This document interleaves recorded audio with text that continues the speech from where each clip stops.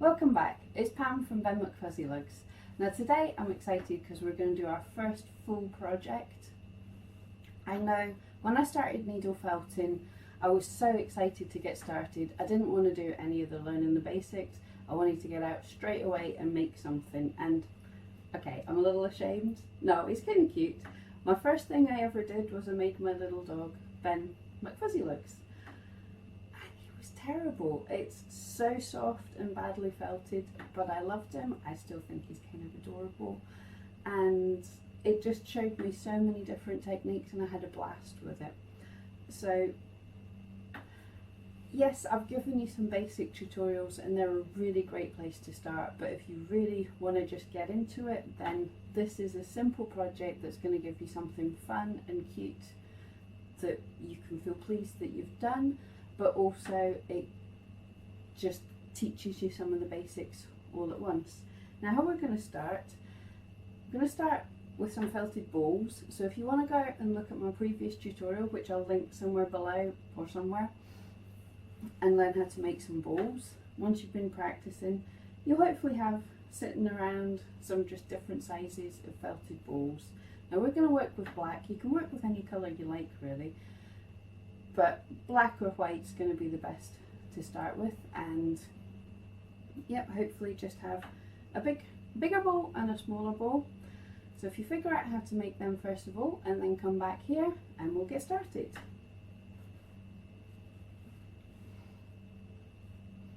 Okay, so hopefully you've got two nice needle felted balls. They don't have to be solidly felted because we're going to be doing quite a lot of work with them anyway, but we're going to make them into a nice penguin. Okay, so all you want to do to start with is have your two balls and just take a little bit of fibre in the same colour just to make it easier to join them. The little one's going to be the head, the big one's going to be the body. So all you do is take the body and put a little bit of this fleece just on top, just to give something for them to be able to join onto. It just makes it easier for you. So don't felt it really tough, just 30 seconds just so it's holding on, and pop the head on top. Now what we're going to do is felt through the neck and into the head, and through the neck and into the body. Be careful with your fingers here, and we're just felting in to get them holding together and nicely joined head to the body. This is going to take you a wee bit of while, maybe say 20-30 minutes to get a really nice join. If you're new at this, just take your time. Use your felting cushion to protect your fingers if you need to, but obviously I don't care about my fingers that much, so we're just going to go like this. As I say, felting through the body into the head, through the head into the body, up through the neck, and we're just always thinking we want this nice kind of rounded shape eventually that's going to be your penguin's head and body.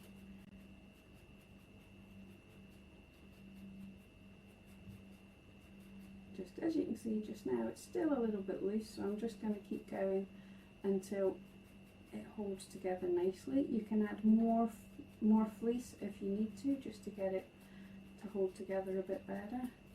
And in fact that's what I'm going to do, because I don't want a separate head and body. I want them nicely smoothed out, so I'm going to take a little bit of fleece and just sort of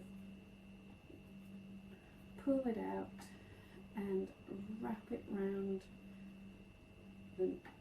the neck, and then we're going to felt into it just to give a nice smooth head into body shape. And also this extra fleece will help hold it together a whole lot better as well.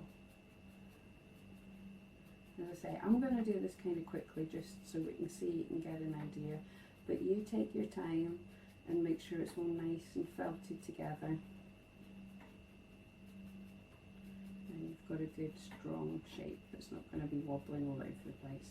What you can also do, if it's kind of looking a bit too tall, you can just, with fleece, you can push it together and hold it to kind of the shape you want, and then felt while you're holding it while watching your fingers, obviously, but just felt away, hold it down in the position, and that will just give it a nicer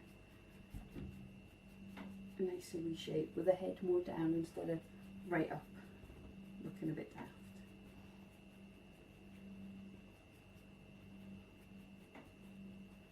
Okay, as I say, you spend a bit more time on that. We're just doing this for demonstration. Now what we're going to want to do, we need them to stand, so we want the bottom to be a little bit flat. Now if you remember in the bow tutorial, I talked about always holding the needle perpendicular to what you want the surface to be.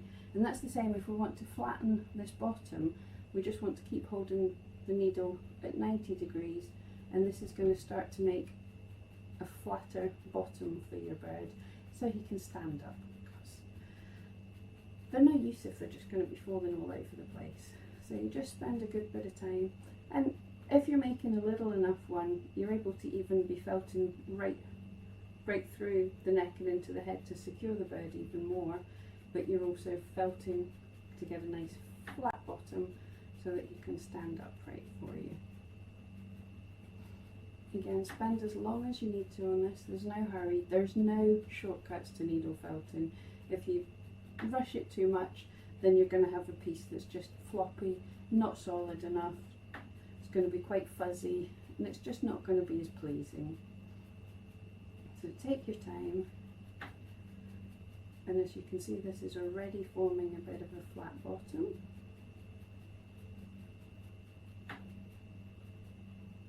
And always just keep them going back, and if you're seeing any bits you don't like the shape of, or if they're any looking rough, just go back and work on them some more, just so it's always going to be smooth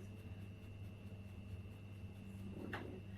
So roughly, yay, he stands up already. That's fab. Okay, so with this penguin we're going to make, we're going to give him a white tummy and a white face. So we're just going to take a bit of white fibre and work it with my fingers into a kind of circle for his belly.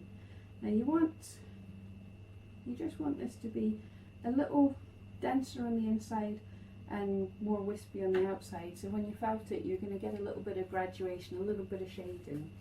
You're just going to take it and plop it on his tummy where you think it looks the best, and with your needle you start felting into his tummy, and this is going to start attaching the white to the black. Now when you're felting one colour onto another, you always want to be careful not to push your needle all the way through the piece, because what's going to happen is as your felting needle grabs the fibre of the white, it draws it into the body. So if you keep going to the back, you're going to have little spots of black, little spots of white poking out the black. Now I said you always keep your needle perpendicular to the surface, and you never bend it when you're felting with it, but you can manipulate the fibres because you're running out of hands. You could just gently move them in slightly before you stab it into the fleece. Just move them in, so you're manipulating where they go without putting any force on the needle at all. And just felt this in again till you're happy with how it is. You can tell if it's not quite there yet, because just now if I pulled on this I could get the whole thing off fairly easily. So you just keep on felting away, and remember and keep the needle perpendicular to the shape you want this to be. So I'm keeping either moving the surface of the bowl with the one hand or moving the needle, just so we're always keeping the shape that we want. And also never just keep felting in one place unless you want a whole, like a dent there, and keep moving all over the surface. And you'll find as you keep going, the fuzzies get less around the top and it starts to smooth out.